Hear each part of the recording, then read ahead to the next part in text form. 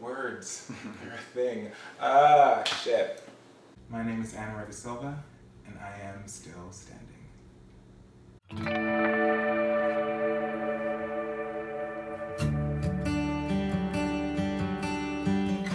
I grew up in Winnipeg, Manitoba. I am the second youngest of 5 boys. And I don't know, growing up was pretty normal, nothing really special or eventful. I just, kind of like a normal childhood, at least. I think of it as a normal childhood. I was happy. I was really quiet. I was a quiet kid, very shy. My brothers all played sports from a very young age, and I wasn't about that life, so I guess I was also kind of like a little bit of a loner from a young age, I suppose. But not like a sad way, just in a way like I was different, so I kind of just kept myself entertained and kind of lived in my imagination and stuff like that, so. I was aware of who I was from a very young age. I may not have had the vocabulary to put the right words to it. I remember from a very young age, I knew that I liked boys, but I never really had a moment where I feel like it was defined for me or where I realized it and I figured it out. I think I just grew up being a little gay kid. I mean, the older I got, I was aware of what the world thought of the word gay and what the world said I was and how they felt and thought about me, but it didn't really affect my perception of myself and my perception of what gay was. So I didn't have a moment where it was like, this is what I am, this is what it means. I just kind of gradually grew into being gay. I don't know, for me, I was lucky enough that me being gay in the world, it was the same as my brothers being straight in the world. Like, it wasn't something that I had to define or acknowledge or come out with or explain or, I'm talking in circles. Yep, that's my answer. I don't really have a coming out story. I didn't, like I said, because I just grew up being able to be myself. It was never really necessary.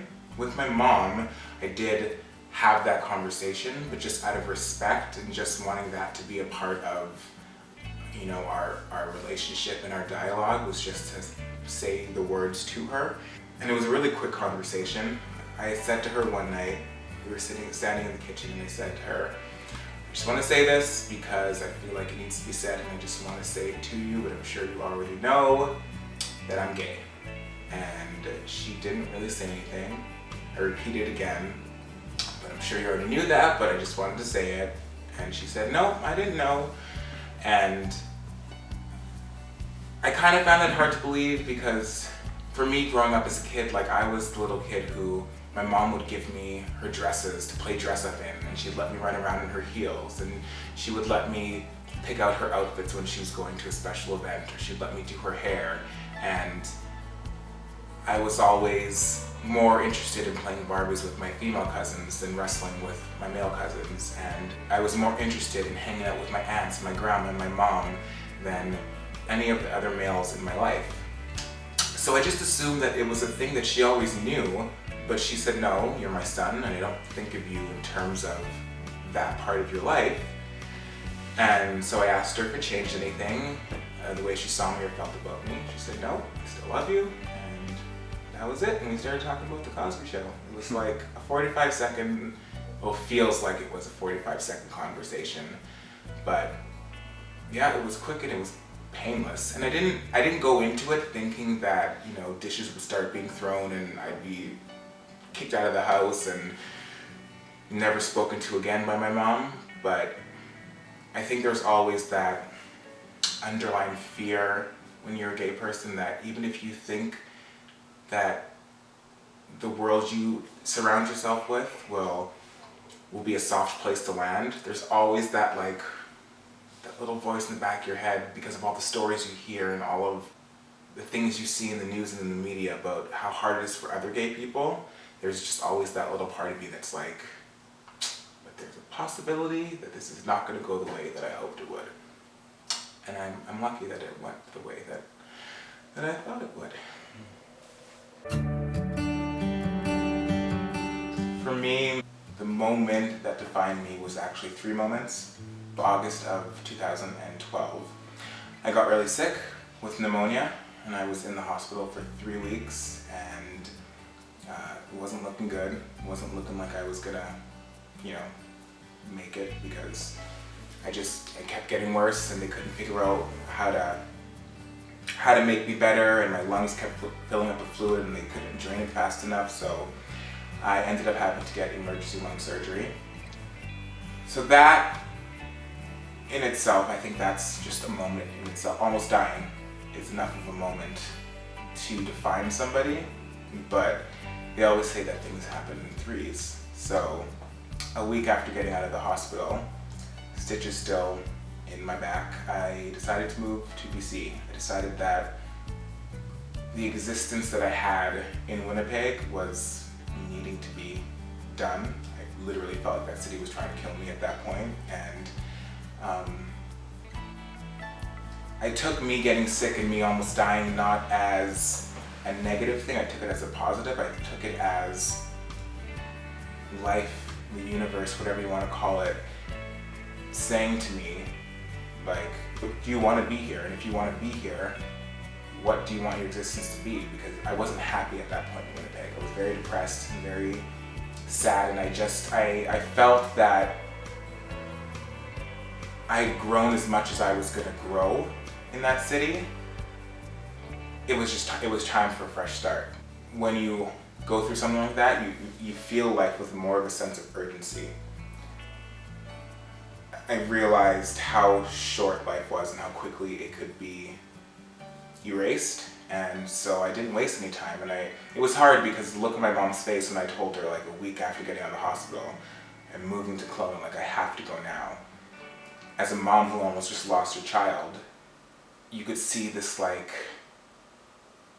pain and this confusion in her eyes as to like why I was making this choice.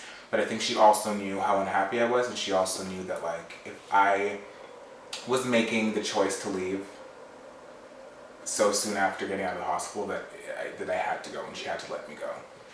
And then a month after moving to Kelowna, my dad passed away. And that, I don't know, losing a parent is it's the weirdest feeling in the world. And I've tried to sum it up or describe it to people, but unless you've been through it, there's really no way you can understand, because there's not a lot of words for it. It's like 1/2 of the reason why you exist is not physically here on the planet anymore, and it's weird. I didn't have the greatest relationship with my dad when he was alive, but since he passed, I was able to kind of let go of the father he wasn't and focus on the man that he was. And my dad was he was a great man, and he was an activist, and he fought for equality and for human rights, and he just wanted to make people aware that racism existed and that it was a thing, and that we all had to work together to stop it. But when you're growing up, I just saw, Dad doesn't like me because I'm gay, and being gay in the Black community is, to this day, it's still like sin number 1. So I always thought that my dad had an issue with me, and our relationship had such friction, but it had so much because of my sexuality, and because he just wasn't on board with that. But I found out from my aunt after he passed away that my dad he didn't have an issue with me because I was gay. He was scared for me because I was gay, because he knew it was hard enough to be a Black man in this world, let alone to be Black and gay. And because of the generation he grew up in, and because of the stories that saturated the media, he was afraid for me. So that was interesting to find out. Because you live your life thinking your father looks at you as bad one way, and find out that he was looking at you a whole different way. I have great people in my life, and I surround myself, gay or straight, with people who are respectful and people who take the time to get to know the person past what they see. Because like all of this is it's just wrapping paper, right? My clothes, my skin color, my mannerisms, it's not who I am. It's an extension of my personality, but it's not me, and I feel like I'm lucky enough to have people in my life who get to know me. I would say that I'm strong, and that I am resilient, and that I am open to whatever life throws at me, because life, from the time that you set your foot down on the ground when you wake up in the morning, life will give you a million reasons to hide under the covers and be scared and be overwhelmed and angry and sad and all other emotions that a human being could possibly feel.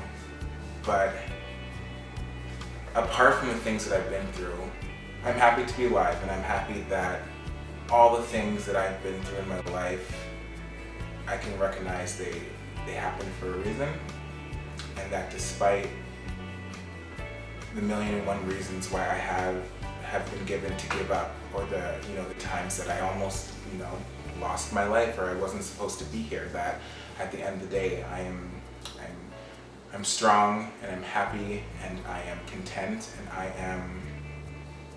I'm still standing. So, my name is Anwar de Silva, and I am still standing.